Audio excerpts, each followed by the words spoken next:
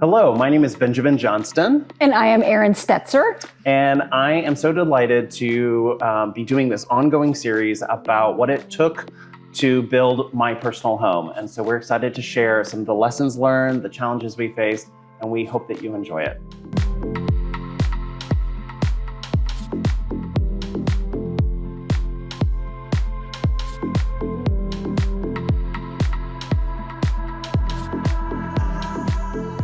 Erin, one of our collaborators mentioned to me before we had an opportunity to work together, he said that your superpower was your ability to communicate. And that was proven in spades throughout the process of design. And for me, it was one of those things that I wanted to talk to you a little bit about, because I think when I talk about our collaboration with anybody that I'm working with, I always say, Erin has such incredible bedside manner.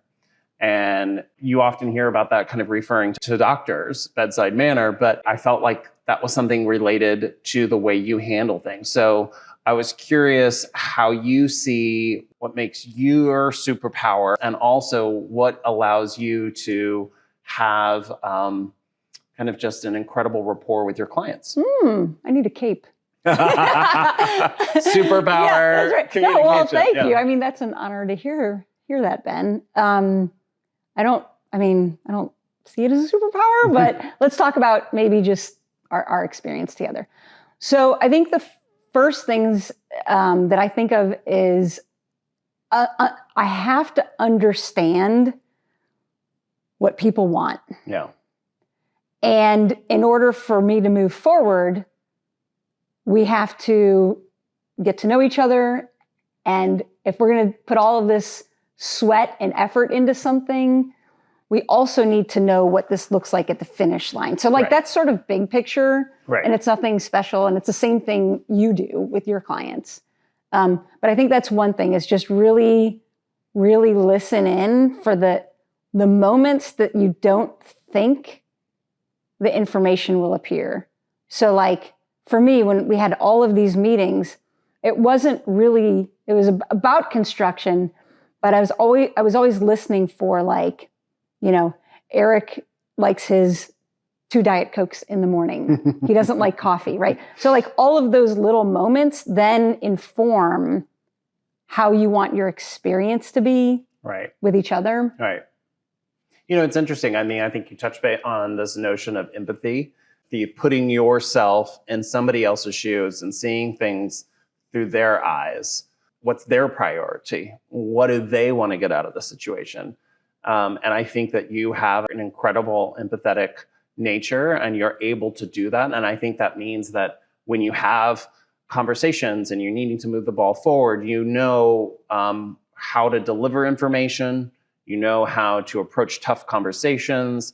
You are putting yourself in their shoes. You understand what it is that they are struggling with. Yeah. And I will say there were moments I was scared to tell you, for real. And I know you well. Yeah. But it's scary because there's this moment of I'm a complete failure. But I have to tell them this, right? But there are those real. There is. Well, the other thing is that you never want to disappoint somebody that you care about.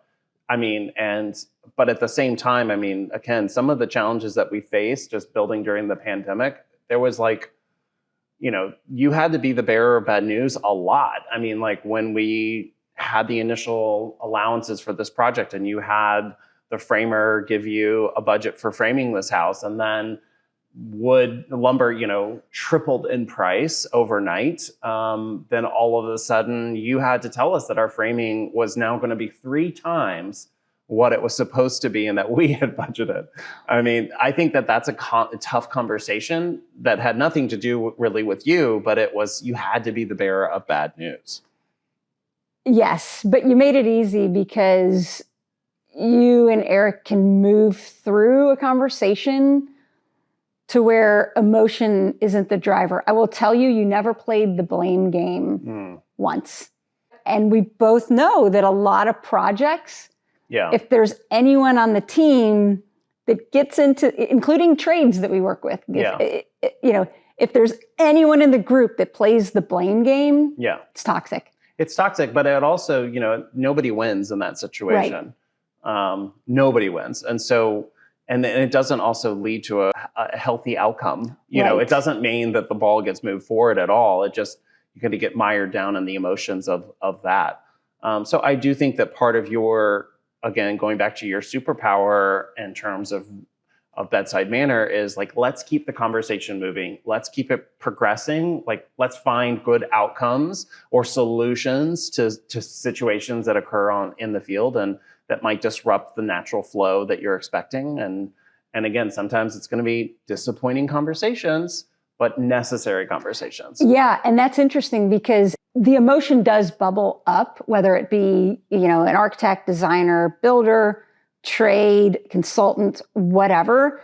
And we allow that space for like a minute, right? Yeah. And I'm thinking of like, even when, trim carpenters are in here, or painters. Okay, we'll give it that space for a minute, but now here's what we're doing. Yeah.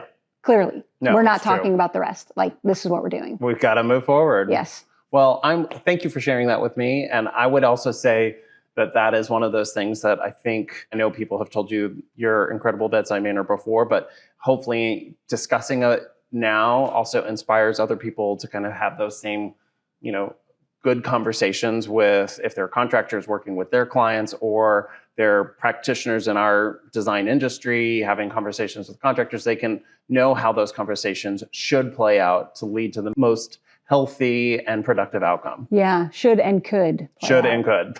For sure. Well, thank you. We'll talk about his superpowers now.